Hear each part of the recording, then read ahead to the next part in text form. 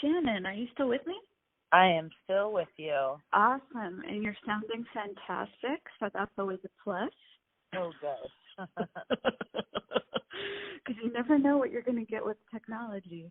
So anyways, how did you feel about your latest performance at Burger Boogaloo? That was only a few weeks ago. I felt great. It was kind of amazing because Will Sprout, our keyboard player, he and his partner had just had a baby. Oh. Maybe the day before. Mm-hmm. And they were still in the hospital. And he was like, I will try to make it, but we just had a baby, so who knows? So we were kind of on the edge of our seats, just wondering if he was going to make it. And he arrived, like, as we were going on stage. He was in costume, he had all his stuff. So that was kind of, that was a cool moment and, like, very, a lot of anticipation, and it was really great. It just, like, we just felt, yay, we're together, and let's do it, you know. Otherwise, it was like, oh, man, we've been, like, working with Will for so long. Like, how will it be without him, you know? Without him, he sings, and his voice is so nice to have, you know, joined in with the band. So it was sad to imagine doing a Boogaloo without him, but it worked out awesome. Yeah, I didn't realize it was the night before, but that's kind of interesting, right? I feel like maybe that's a theme for bands that I like. It's kind of nice when it's planned out to a certain extent, but then the surprise factor, like when you guys have the performers come out on stage, like some of the bands had dancers and you guys had the people in costume, just little things like that. You don't really get that anymore at other places. No, I mean, I really feel like Clams, like, we really always want there to be a performative aspect. And, you know, you're seeing a band live. Right. You know, a lot of bands are fine with just wearing their clothes and their normal, you know, looks like they got off work and went on stage and played exactly how the album sounds, and then they're done. You know, respect. Like, there's a lot of bands that I love that do that. But for us, the performance is an important part since you're there to see it in person visually. Like, I don't want it to sound like the album. You can just sit home and listen to the album. You know, like, I just think, and me and Cody met at art school. Like, there's so many aspects of art that we love that isn't just music. So it's like to involve a lot of those things, and just the performance aspect. You know, we want something to be visually stimulating and make you happy to have paid to go, you know, stand in the sun with lots of other people all day. Like, we want to give people an experience. Oh, yeah. And you guys definitely provide that every time. Thank you. That means I'm doing my job. Yes.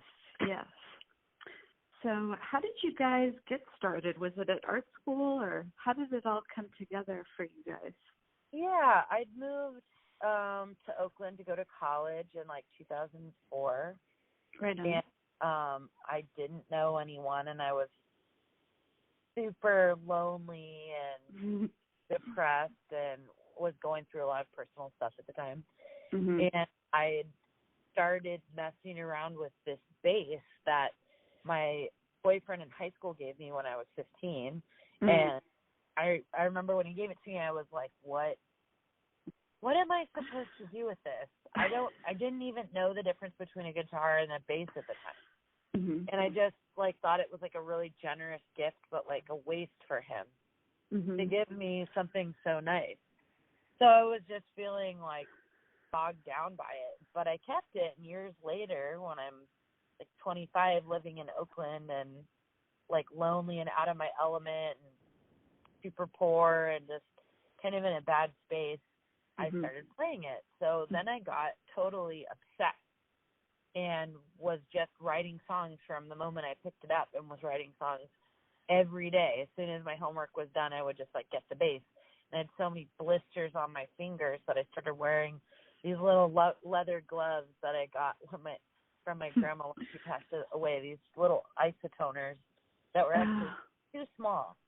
But anyway, so I would play those because I had so many blisters on my fingers. Mm-hmm. And then I'd become friends with Cody, and he and my brothers were encouraging me to play at open mics, and I just thought that was a crazy idea. No one wants to hear, this like sad kind of girl group music I was doing. No one wants to hear that. I don't want to. Felt too embarrassed and scared, and lo and behold, I started playing open mic nights, and then Cody Clam invited me to play a party at his house, and I was terrified to play in front of my peers. Like playing in front of a couple other people in a coffee shop at an off hour when they're just waiting for you to get off so they could play, like that was not nearly as intimidating as playing in front of a bunch of people that know me. So I formed a band for that one night and thought it would be the only show I'd ever play. I really thought that would be the only time I ever played with a band. Mm-hmm. But it wasn't. And eventually Cody joined the band. He'd learned all the guitar parts, and he understood my taste a lot better. Mm-hmm. And after that, we started writing songs together, and just took off from there. And then we were playing house parties and backyards and basements and grandma's living room. We were just playing everything. Any show that got offered, we would try and play it, no matter where it was. Uh-huh. That was kind of the birth of the band. And the rest is history. The rest is history. Which leads me to my next section. Okay. And you guys are going to be playing 2 big shows here in the Bay Area where you're opening for some really big names. On October 2nd, you're going to be at the Bill Graham Civic opening for Greta Van Fleet. Oh, yeah. And then November 20th, you're going to be playing at the brand spanking new Chase Center, opening for the Black Keys. That's pretty amazing. Yeah, it's interesting how life can unfold in all kinds of interesting ways. Mm-hmm. Yeah, it's like the only arena shows I've ever even seen are Prince at the Oakland Coliseum, oh gosh, 2002. Yeah. And I saw Paul McCartney in San Jose 2 weeks ago. Oh, and wow. That's it. And the whole time I was watching Paul McCartney, I knew that I was going to do this Chase Center thing. I mean, that whole tour is pretty much arenas, which is crazy. Yes. And we were sitting in the nosebleeds at the very top, and it was terrifying. I kept feeling like I was going to roll down and crush right. people, and then Chris Farley my way to the bottom of the arena. Yes. The whole thing was just it's crazy that we have the opportunity to play for this many people who most likely have no idea who we are.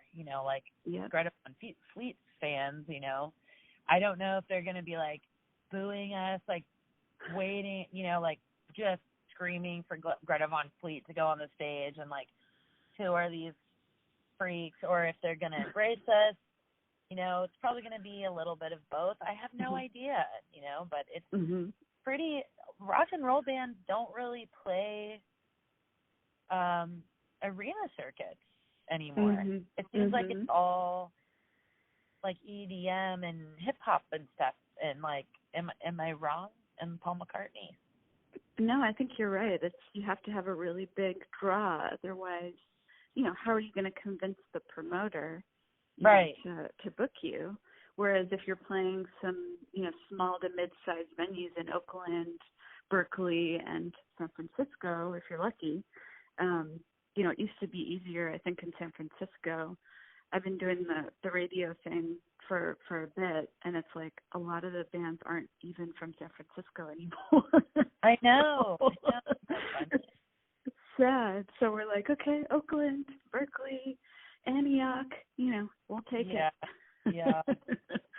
We try and represent, the whole Bay Area, but, it's very telling at the same time. But again, I'm happy for you guys because you guys are really talented, and it's great that you're going to get that exposure. I know that's really important for a band like you guys.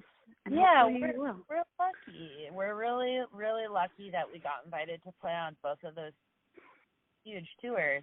The Black Keys is also, Modest Mouse is also. Oh, wow. Yeah, they're playing that tour as well, which is amazing because I'd been listening to them since I was a teen. They were one of the first bands that I was like, what is this music?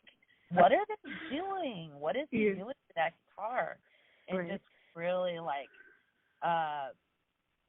kind of blown away by. Like, I'd grown up on just classic, on the oldie station on KFRC in the Bay Area, and grown up listening to whatever tapes my parents had, which were usually like the Animals, Roy Orbison, Pat and Willie Nelson, just like mostly country and oldies.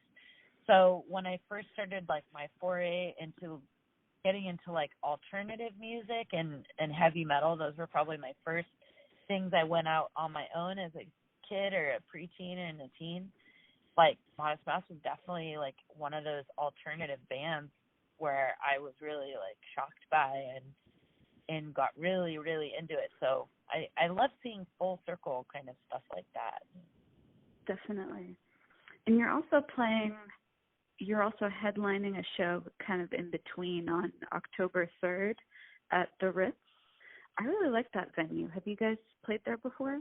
Yes. Our keyboard player, Will Sprott, who just had the baby, he has an amazing solo project called Will Sprott, and before that he had a band called the Mumblers, who were awesome. And he's from San Jose.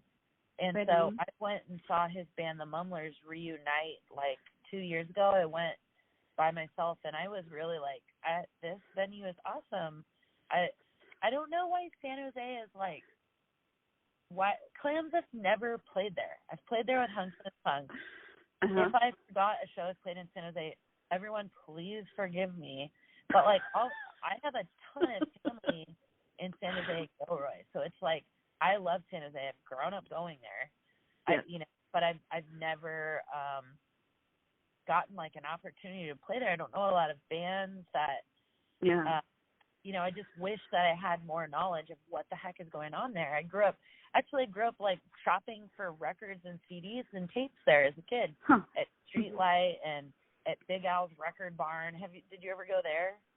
No, I didn't grow up here in the Bay Area. Actually, I grew up in a little bit of history about me. I grew up in Southern California and came up here as a teenager, during road trips, and was like, oh, that'd be cool to go to school here. So I came up here in 2006, going to Amoeba and going to all the record stores up here. And it's kind of funny that you mention it, because a lot of the record stores that I used to go to in SoCal are gone. Once Amoeba opened, and I don't want to say anything bad about Amoeba, but once they opened in I think it was the early 2000s, all the small mom and pop places closed within a couple years. It was kind of sad. Yeah. But I have those memories, don't get me wrong, I still love Amoeba, but I like going to some of the other places too. It's just a different, just like when you go to see a bunch of bands at Burger Boogaloo, you get a different taste, a different vibe from each band. Right. So now that's kind of what makes it special for me, actually. It's not like Outside Lands or Coachella, where it's like you were saying earlier, you're pretty much getting EDM, hip hop. You know what you're getting. It's pretty homogenized. Right. So I don't know. So I agree with everything that you're talking about. Yeah. But I think we have to keep it going. And again, it's a victory for you guys to play these big venues, get that exposure. And I wanted to ask you about the last album that you guys released, Onion, and it came out last year, is that right? Yes. How is that album different than some of your previous releases? Well, it was such a different experience for us to go to Nashville and record. Oh, wow. I mean, Gone by the Dawn was different because that was our first time working in a legit studio. We worked at a Tiny Telephone, which was awesome. Nice. Before that, Cody did all our recordings, like, in a bedroom, That was just so intimate and comfortable that everyone would record their part, and then, like, it would be just me and Cody doing vocals, like, sitting on his bed or going in a closet to, like, control the sound more. And that was, like, some of the takes off our early albums, I'm, like, literally closed in a closet in the dark, trying over and over and over and over again to get, like, a take right. Yeah. So going to Tiny Telephone and working with all those guys and with Sonny Smith was, like, a big step because it felt so official, and having, like, gear that we don't normally use and trying that stuff out and getting to use, like, a timpani and things like that. But then going to Nashville, it's like we have to go prepared, we have to have these songs ready because we don't want to waste Dan Auerbach's time when we're out there. And, we're not in our comfort zone. We're not going and sleeping in our own bed at night. Yeah. We're, like, every night going back to, he was so nice. He let us stay in this, like, cottage. He's got an extra cottage on his property, so he was very sweet to let us crash there. But it's like, we're like, it's time to be completely professional and, like, bring it every day. Yeah. And then when we get there, it's like really like Candyland for the boys. I don't give a shit. Oh, excuse me.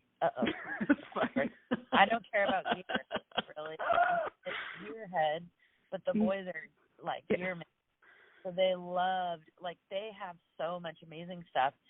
Every piece of equipment is already wired up, connected to the computer and the tape, ready to record. Whereas, like, if you want to try and amp anywhere else, they've got to go to storage. They've got to pull it out. They've got to roll it in. They got to set it up. And then they have to connect it and, like, mic it and just test it. But it's pretty cool that everything is just ready to go at the Easy Eye Sound studio. So it just kind of gave us a little more spare time to experiment, and just, like, trying out this different drum set takes no time at all. You just move over to the next drum set. And if you don't like it, you move back to the other one. It's just interesting having a little bit more freedom to try a bunch of stuff. And then, of course, having Dan as a producer, he's like he doesn't beat around the bush. He is like, nah, let's not do that. Let's do this. Like, which is kind of interesting because normally, like, in the Clams, we're such a democracy. We'll, like, talk something to death and, like, really go over all the, especially me. Like, I want to go over all the options. I want to write down the options. I want to try everything. And it was interesting working with Dan because he's very, like, let's just cut that out and see how it goes. Shorten it. Do this. Like, it's interesting going with someone who's so decisive and unafraid of the outcome, whereas I'm terrified of the outcome. So I him and haw and worry. And he just try it. Just try it. Don't be scared. Just try it. So it was really interesting working with someone who has such a different outlook. I think that it kind of brought out, it just brought more out of us. Because we were still ourselves, but, like, working with a new set of rules. And it's kind of fun to have just different, I don't know. It just was, like, a different way of working for us. And it was cool. That sounds amazing.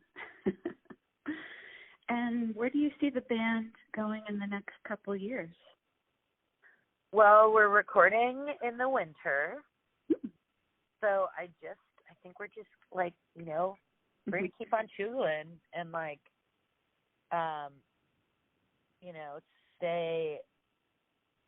we always stay Clams, I feel like, I feel really grateful that we've stayed true to ourselves and we still love what we do. And we're still so grateful and happy to be able to do this as our career. And our music is still meaningful. We our songs are genuine. I couldn't put something out if I didn't feel it. I'm going to keep making genuine music that means something to me. That's what I'm going to keep doing. That's awesome. Yeah.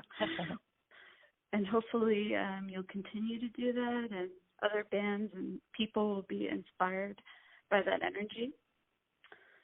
And, yeah, hopefully. And what's the best? Go ahead. I bet they will.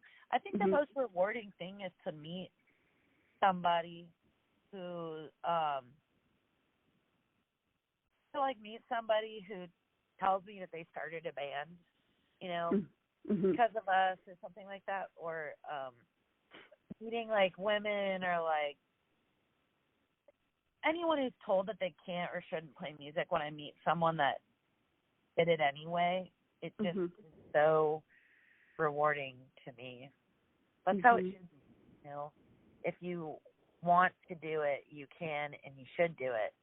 I really truly believe that. Yes, keep it going, keep it moving.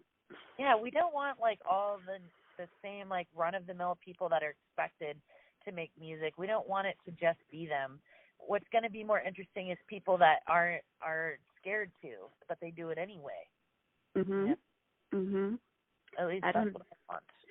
I don't know about you, but I'm terrified every day. Of making music? Of doing a podcast, of being, female in general. Well, I mean, that means that you care. Yes. Yeah. I do. I mean, there's you don't want to live a life of fear because I don't know if it's good for you physically. But beyond that, it does mean that you care and that things are important to you, which means you're going to do a better job, I think. Yes, I hope so. If you're doing it anyway, despite all odds, and using that fear, I think you just got to harness that fear, like the wild stallion, and ride it through this crazy life. Yes, channel it into something creative. Yeah. And where can people find you guys online, or what's the best site they should be checking? I think that our Instagram is the funnest spot. We have a website. Websites are boring. They but are. On Instagram, we get to be more creative. So we have Shan and the Clams on our Instagram. And then my personal one is Corn Dog Log, which I'm sorry, that's the name. That's just what it is. Kind of like Clams, where that's just the name I came up with. I don't like it, but that's it's stuck, But we get, when we're on tour especially, that's when our Instagram gets juicy because we make clam films. We make just movies in the car because we're bored, and I think that they're hilarious. Probably a very specific sense of humor, but if you do, okay, I feel like a granny saying this because I is barely getting a grasp on certain things, but if you do #Clams film, it's like how you watch a bunch of the movies we make when we're bored on tour. If anyone out there is bored and needing a little entertainment, a little more clams than you're already getting, that's a good way. I might check that out next week. Cool. Well, it was great to chat with you, and I hope to catch you guys on one of these upcoming dates in the fall. So it's just around the corner. We're also playing we're playing some California stuff in August, doing Lagunitas. Oh, that's right. Sierra Nevada and Chico. So wow. We're around. You guys are covering all the stops. Yep. Good stuff. Well, it was nice to chat with you, and hopefully see you guys again soon. Yeah, you too. All right. Have a good one. Thanks, you too. Bye-bye. Take care. Bye-bye.